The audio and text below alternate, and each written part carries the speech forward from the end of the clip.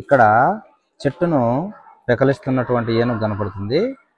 ఇప్పుడు మనం గమనించినట్లయితే వినాయకుడిని ప్రసన్నం చేసుకుంటున్నట్లుగా ఏనుగు మనకు కనబడుతుంది. చూడండి, ఈ భాగంలో వినాయకుడి ప్రతిమ మనకు కనబడుతుంది. చూడండి ఫ్రెండ్స్, అదేవిధంగా ఇక్కడ గమనించినట్లయితే తల ఒకటే ఉంది, కాకపోతే జంతువులు 2 ఉన్నాయి.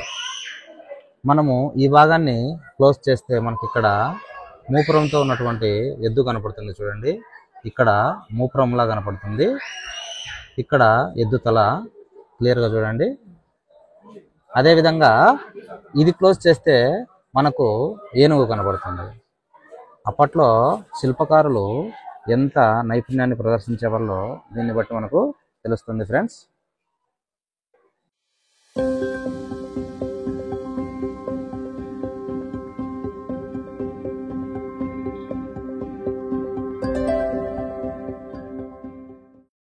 ఫ్రెండ్స్, మొత్తానికి నిన్నటి నుంచి 50 రూపాయల నోటు పట్టుకొని తిరుగుతూ ఉన్నాను. ఇందుకోసమే మోదీ గారు కొత్త నోట్లు తీసుకొచ్చినప్పుడు 50 రూపీస్ నోట్ పైన ఉన్నటువంటి సింబల్ ఇదే, హంపీస్ రాతి రథ.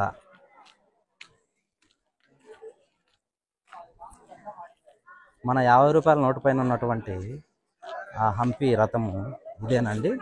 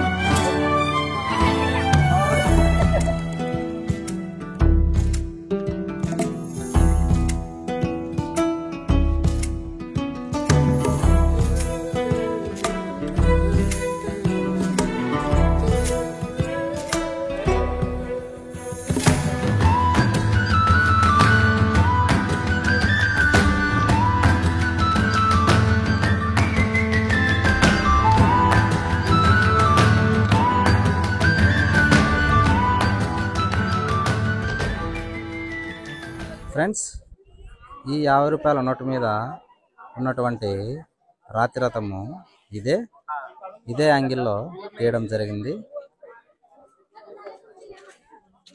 మనము తీక్షణంగా గమనించినట్లయితే ఇక్కడ ఈ ఏనుగు రథాన్ని లాగే ఏనుగులు ఉన్నాయి కదా, ఈ ఏనుగులు ఈ రథానివి కాదండి.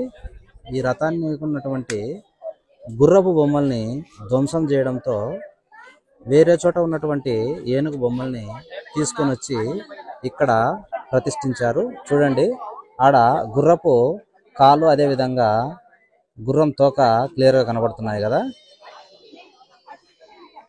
బహమనీ సుల్తానులు వాళ్ళ ఆధీనంలోకి తెచ్చుకున్న తర్వాత చాలా వరకు ఇక్కడ ఉన్నటువంటి విఠల దేవాలయాన్ని, అదేవిధంగా కొన్ని దేవాలయాల్లో ఉన్నటువంటి విగ్రహాన్ని ధ్వంసం చేయడం జరిగింది. అందులో భాగంగా దీన్ని కూడా ధ్వంసం చేశారు. ఈ రాతి రథము మనం అనుకున్నట్లుగా ఏకరాతి రథం అయితే కాదండి. ఇది 7 లేయర్స్తో ఉండి దాదాపు 24 రాళ్లతో ఒకదానికొకటి ఇంటర్లాకింగ్ చేయడం జరిగిందంట. మనం గమనించినట్లయితే క్లియర్గా ఎండ ఎక్కువగా ఉంది. ఇంకా అప్పట్లో వేసినటువంటి ఆ పెయింటింగ్స్ గ్రీన్ కలర్లో, రెడ్ కలర్లో అదేవిధంగా కనబడుతున్నాయి. చూడండి, ఈ రాతి రథం దగ్గర ఈ 50 రూపాయల నోటుకు చాలా డిమాండ్ ఉంది ఫ్రెండ్స్. ఇక్కడికి వస్తే మోస్ట్లీ 50 రూపాయలనే ఎక్కువ చూపిస్తున్నారు. వేరే నోట్లు కనపడకుండానే ఉన్నాయి. ప్రతి ఒక్కరి చేతిలో 50 రూపాయల నోట్లే కనపడతాయి చూడండి. సీరియస్, ఎవరి చేతిలో చూసినా కానీ 50 రూపాయల నోట్లే కనపడుతూ ఉన్నాయి. ఫ్రెండ్స్, మనం ఇక్కడ గమనించినట్లయితే కృష్ణదేవరాయల కాలంలో విభిన్న ప్రాంతాల నుంచి మేలుజాతి గుర్రాలని తీసుకొని వస్తున్నట్లుగా కనబడుతుంది చూడండి. ఇక్కడ పైన టోపీ కోటు ధరించి చైనా లేదా మంగోలియన్ వ్యక్తి గుర్రాలను తీసుకొని వస్తున్నట్లుగా ఉంది. ఇక్కడ అరబ్బు ప్రాంతాల నుంచి తీసుకొని వస్తున్నట్లుగా, అదేవిధంగా ఇక్కడ కూడా చైనా వ్యక్తి తీసుకొని వస్తున్నట్టుగా మందపాటి ఉన్నికోటు ధరించినట్టుగా ఉంది చూడండి, చలి ప్రాంతాల నుంచి వచ్చినట్టుగా. అదేవిధంగా ఇక్కడ మన భారతదేశంలోని విభిన్న ప్రాంతాల నుంచి వచ్చిన వ్యక్తిలా ఉన్నాడు. ఆయా ప్రాంతాల నుంచి గుర్రాలని తీసుకొని వచ్చి విక్రయించేందుకు ఇక్కడ పెద్ద మార్కెట్లను ఏర్పాటు చేసేవాళ్ళు. చూడండి, ఈ వ్యక్తి కోటు క్లియర్గా కనబడుతుంది చూడండి. ఇది విఠల టెంపుల్ దగ్గర ఉన్నటువంటి మండపం యొక్క ముందు భాగంలో ఈ విధంగా ఒక గుడి యొక్క బ్లూ ప్రింట్ క్లియర్గా చూపించడం జరిగింది చూడండి. మన గుడి యొక్క బ్లూ ప్రింట్ని క్లియర్గా చూపించడం జరిగింది, స్టెప్ బై స్టెప్ చూపించడం జరిగింది. పైన కలశాలు కూడా క్లియర్గా కనబడుతున్నాయి చూడండి. అదేవిధంగా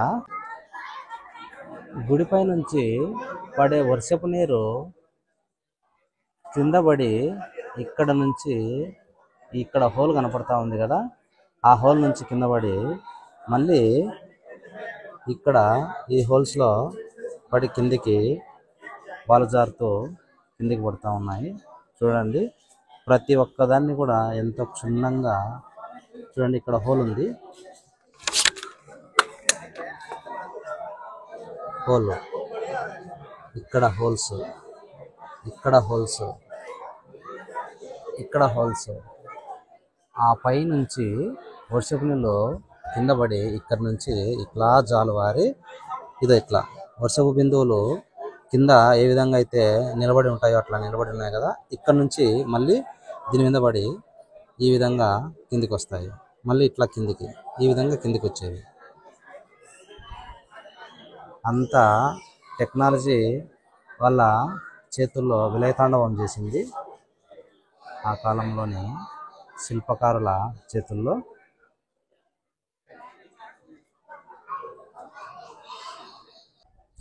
కోలాటం వేస్తూ ఆనంద డోలికల్లో తేలిపోతున్న విజయనగర వాసులు.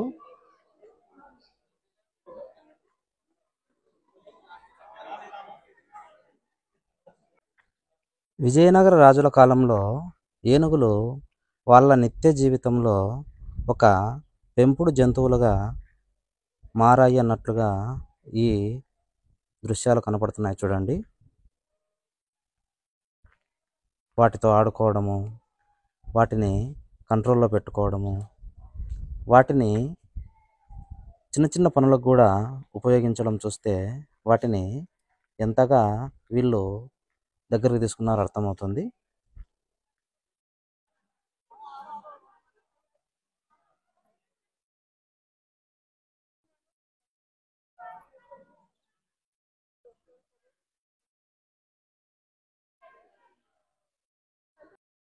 విఠల దేవాలయానికి అతి సమీపంలో మనకు ఆంజనేయుడి జన్మస్థానంగా చెప్తున్నటువంటి కొండ కనపడుతుంది చూడండి. అక్కడే ఆంజనేయుడు జన్మించాడంట,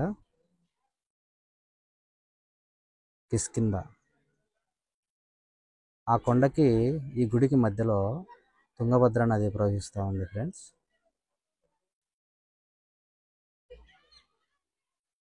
ఇక్కడ ఉన్నటువంటి ఈ ఆలయాల నిర్మాణానికి రాళ్లను సుదూర ప్రాంతాల నుంచి తీసుకురావాల్సిన అవసరం వీళ్ళకు లేకుండా పోయింది. ఎందుకంటే చుట్టూ పెద్ద పెద్ద కొండరాళ్ళే ఎక్కువగా కనబడుతూ ఉన్నాయి.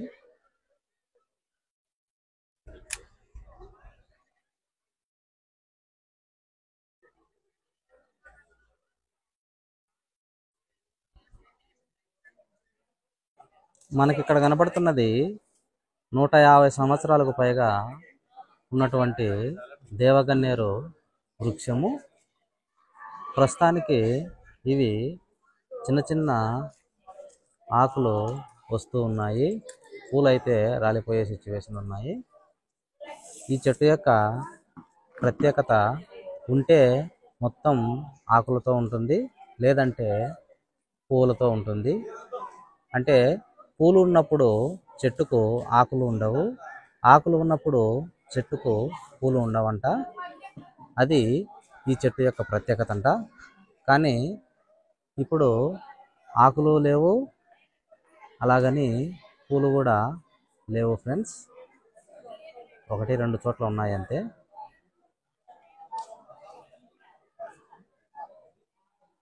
బ్రిటిష్ పరిపాలనా కాలంలో అప్పటి ఆర్కియాలజీ డిపార్ట్మెంటు తీసిన ఫోటోలో ఈ చెట్టు ఒక చిన్న మొక్కగా కనబడుతుంది.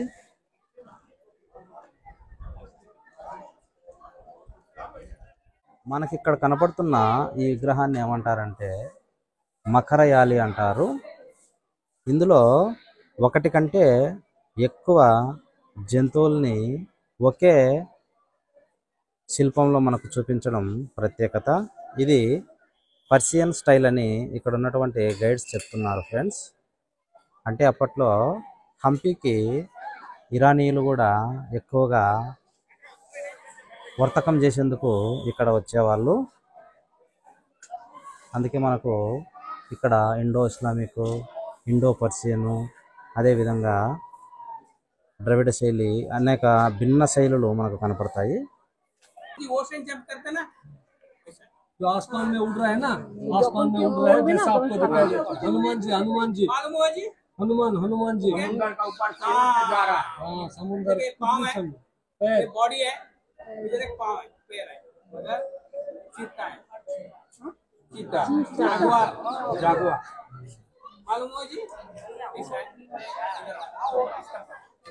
सब लोग इधर इस तरफ खड़ा हो जाओ, सब लोग इधर आओ आओ आओ आओ आओ। देखो एक बड़ा मंकी है, एक छोटा मंकी गिर जा रहा है ना, हाथ पकड़कर दूध दे रहा है, ऐसा गोरिल्ला मालूम हुआ? ये टोटल 6 आर्किटेक्चर है।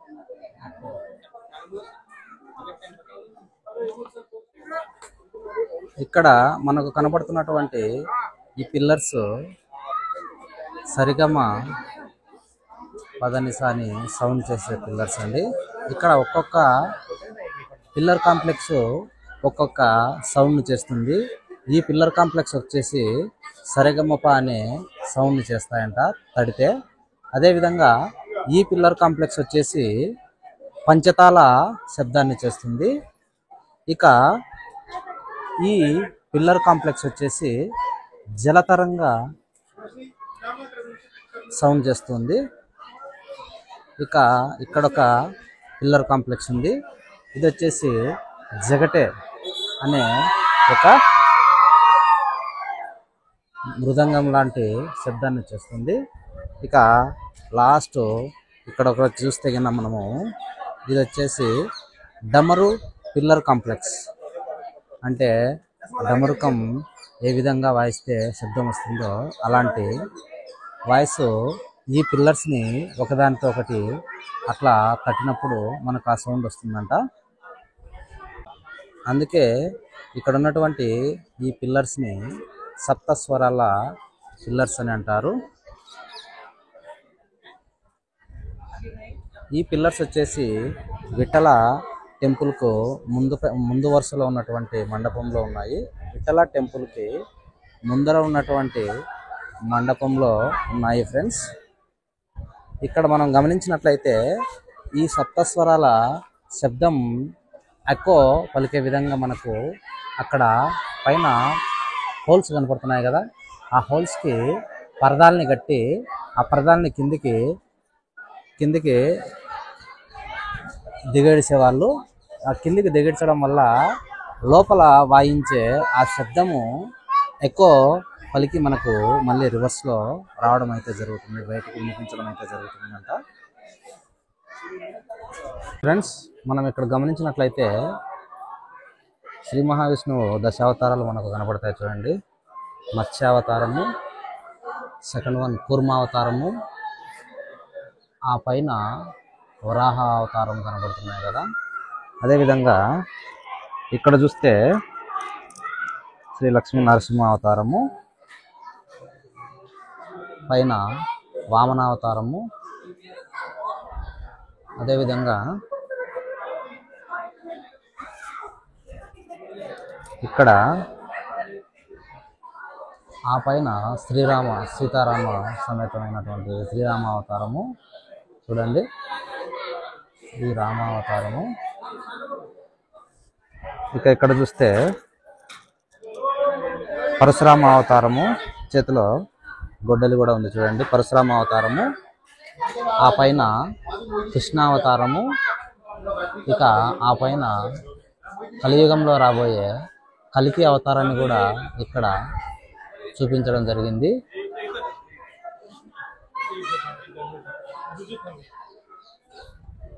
ఇక్కడ గమనించినట్లయితే నరసింహ అవతారము స్తంభంలో నుంచి ఉగ్ర నరసింహుడై హిరణ్యకశిపునితో యుద్ధం చేస్తున్నట్లుగా, అదేవిధంగా ఇంకొంచెం పైకి చేస్తే యుద్ధం భీకర రూపం దాల్చినట్లు, ఇక చివరి ఘట్టము నరసింహావతార రూపైనటువంటి శ్రీ మహావిష్ణువు హిరణ్యకశిపుని పొట్టను చీల్చి పేగులు మెడలో వేసుకున్నటువంటి దృశ్యము ఈ స్తంభంపై చెక్కడం జరిగింది. ఇదే దృశ్యము ఇక్కడ స్తంభము వెరైటీగా ఉంది. స్తంభంలో నుంచి వచ్చినటువంటి నరసింహావతారమూర్తి, ఆ పైన ఇద్దరి మధ్య భీకర యుద్ధము, ఆ పైన హిరణ్యకశిపుని సంహరిస్తున్నటువంటి లక్ష్మీ నరసింహస్వామి.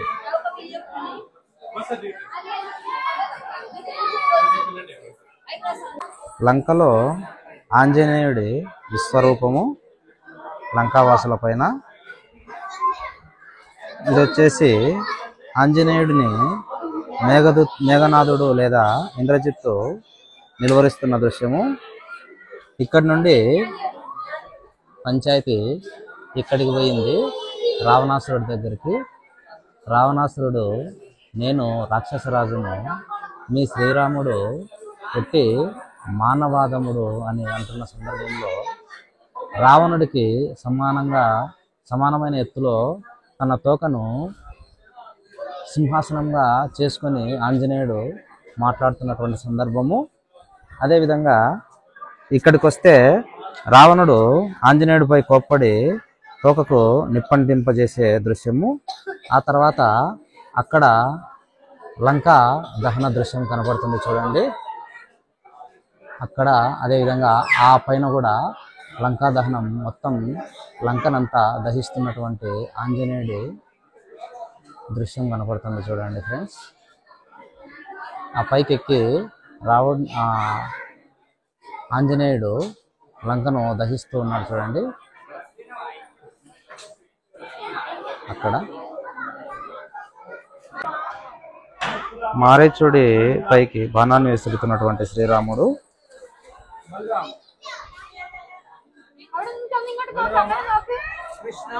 ఆ పైన చూస్తే శూర్పణఖకు ముక్కును కోస్తున్నటువంటి లక్ష్మణుడు.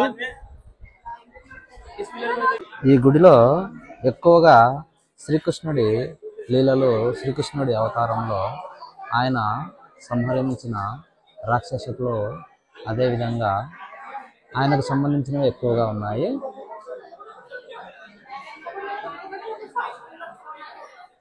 ఆదిశేషుణ్ణి కీచమనిస్తున్నటువంటి శ్రీకృష్ణుడు.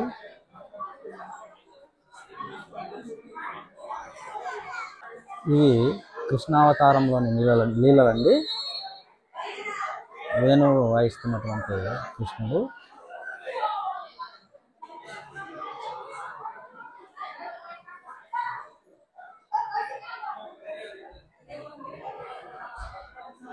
ఆ పైన గోపిక వద్ద నుండి వెన్నను తస్కరిస్తున్న కృష్ణుడు.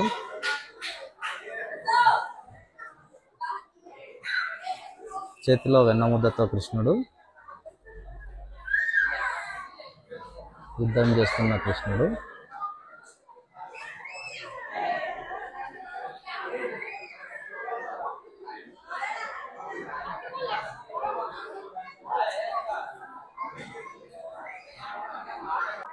ఫ్రెండ్స్, మీరు ఇక్కడ గమనించినట్లయితే ఆకతాయి పనులు చేస్తున్నటువంటి ఏనుగు మనకు కనపడుతుంది కదా.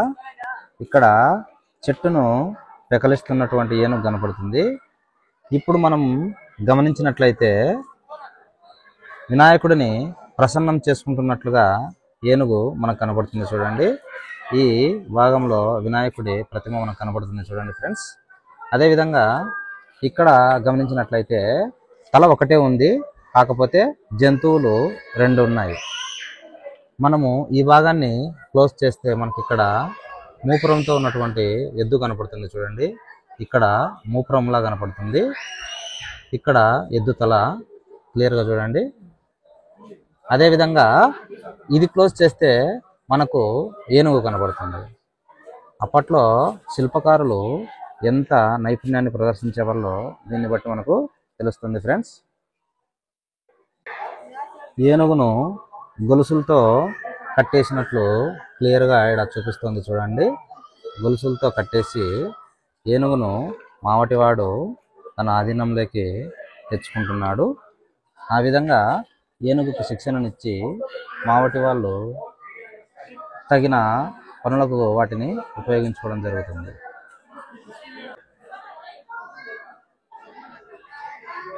జంతువును వేటాడుతున్న పులి రక్షించబోతున్నటువంటి ఏనుగు.